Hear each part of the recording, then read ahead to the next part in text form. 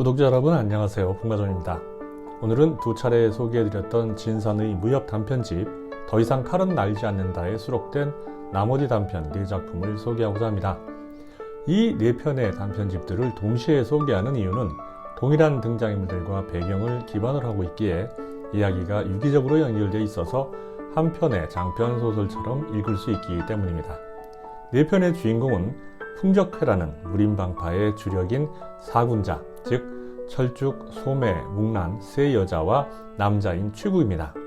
진산 작품들이 다 그러하듯 4편의 작품 역시 무협소설의 기반 위에 로맨스, 인간적인 고뇌, 미스터리, 개인의 성장, 절대자의 고독 등이 녹아있으며 이를 뒷받침하는 진산의 탁월한 문장력 덕분에 한 편의 문학작품을 보는 듯한 경험을 선사합니다. 자, 그럼 오늘 리뷰 시작합니다.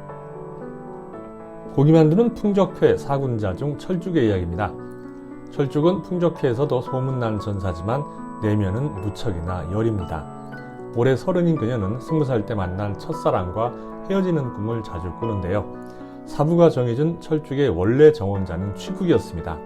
철쭉의 첫사랑 역시 정원녀가 있었는데다 풍적회 라이벌인 금봉파 소속이었기에 맺어지는 건 거의 불가능했죠.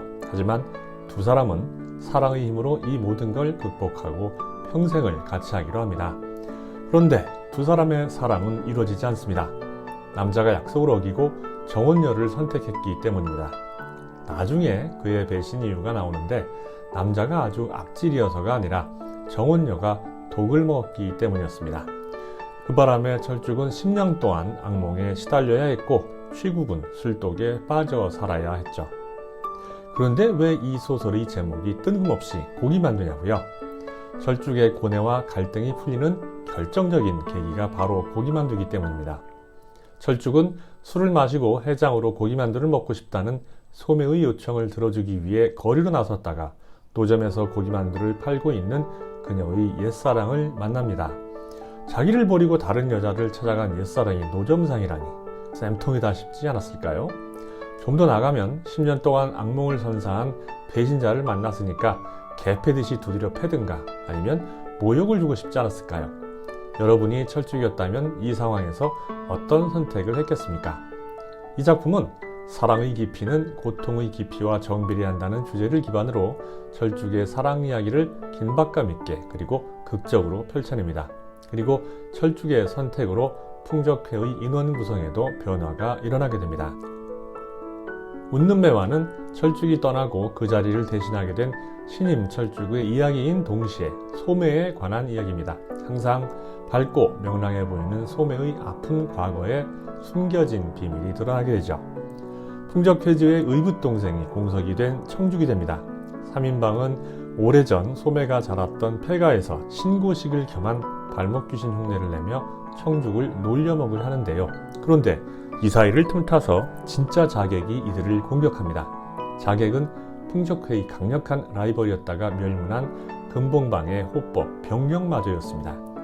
병력마저로부터 100명의 자객이 회주를 암습할 것이라는 정보를 얻은 사군자는 회주를 구하기 위해 사냥터로 달려갑니다. 사군자는 사냥터에서 암습을 가하던 자객들을 모두 제거하고 상황이 정리된 순간 회주를 암습하려던 마지막 자객까지 제거하는 데 성공합니다.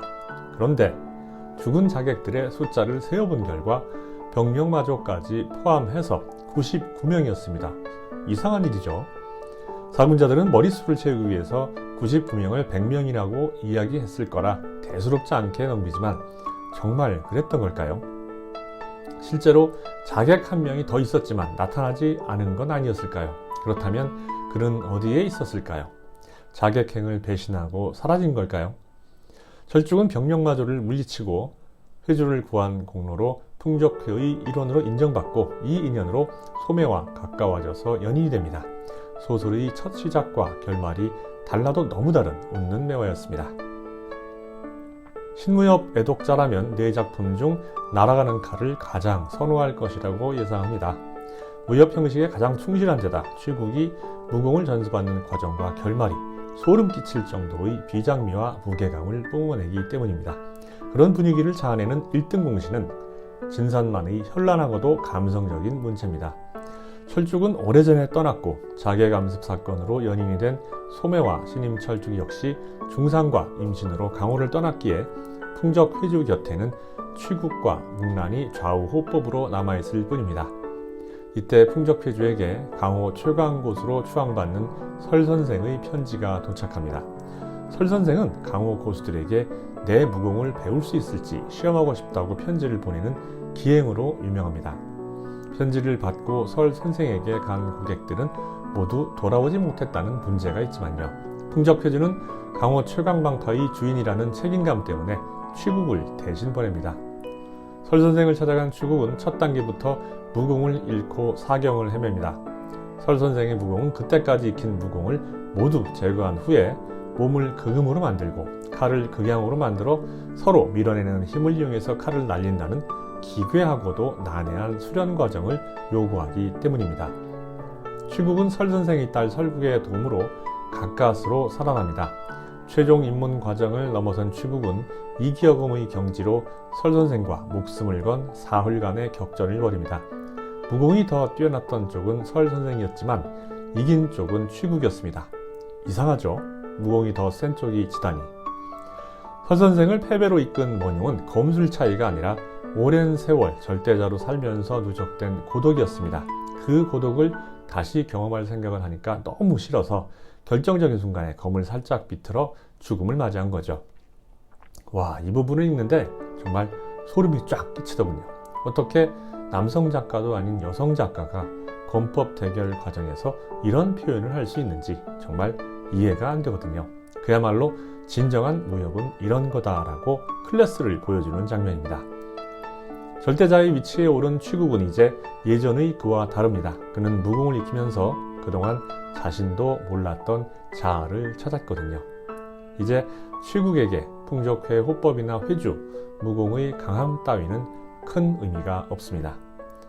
취국은 풍족회로 돌아옵니다. 그곳에는 아버지와 취국에 대한 분노와 증오로 날을 세운 설국이 있었습니다. 취국은 설국을 죽이고 보수인 회주마저 부상을 입힌 후 떠납니다. 취국이 모든 것을 내려놓고 떠나는 모습은 이상적인 절대강자의 모습을 보여주는데요.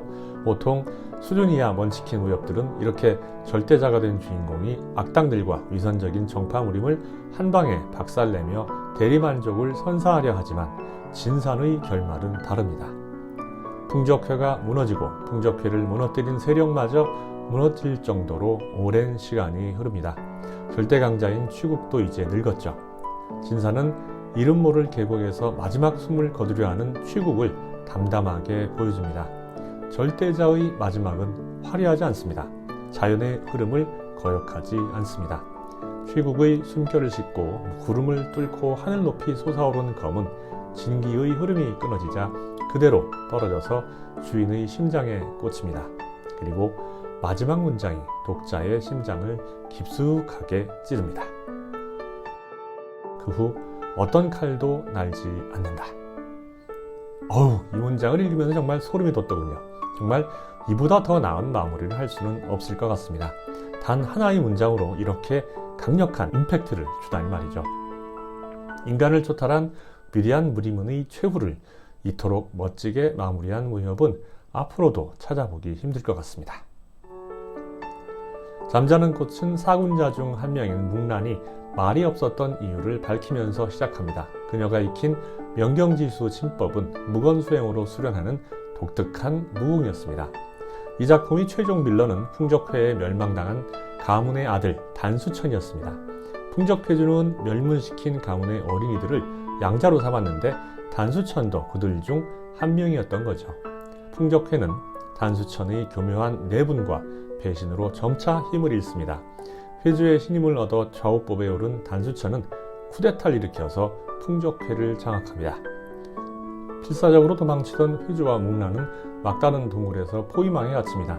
회주는 묵란에게 최후를 부탁하고 묵란은 가차없이 회주의 숨을 끊습니다. 묵란과 최후의 대결을 펼치려는 순간 단수천은 자신의 죽음을 예감하는데요. 하지만 대결 끝에 쓰러진 쪽은 묵란이었습니다.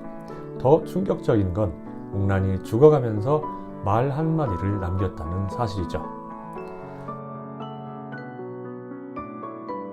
목란이 죽음을 앞두고 남긴 이 말은 무슨 의미일까요? 목란은 회주의 복수를 할 수 있었으면서도 왜 스스로 죽음을 택한 걸까요? 의문에 대한 해답은 목란의 스승이 출연하면서 그 의미가 드러나는데 참으로 신선답다는 생각이 듭니다. 지금까지 소개한 4편의 단편은 각각 독립적인 이야기로도 읽을 수 있지만 함께 읽을 경우 강호 최강반파 풍족회의 회주와 사군자를 중심으로 그들의 흥망성쇠를 그리는 거대한 서사를 완성합니다. 진산만이 구사할 수 있는 섬세한 캐릭터 묘사와 비장미 물씬 풍기는 정통 무협의 향수, 그리고 장르 소설의 한계를 뛰어넘는 문체와 구성, 예상치 못한 반전들은 이 작품들을 쉽게 잊을 수 없게 만듭니다. 이처럼 탁월한 작가가 새 작품을 쓰지 않고 십거하고 있다는 사실이 너무나 안타까울 따름인데요. 부디 장편이 아니어도 좋으니 단편이라도 꾸준한 작품 활동을 통해 새로운 작품을 보여주길 기대해 봅니다. 제 평점은 8.7점입니다.